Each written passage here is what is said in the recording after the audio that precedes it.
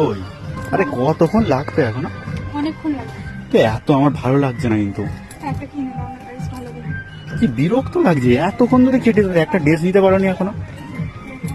উফ, এইসব হাত দিও না, অনেক দাম। এইটা দেখো, সেই লাগছে না? ওইটা ট্রাই করো, ওই সবুজটা ট্রাই করো।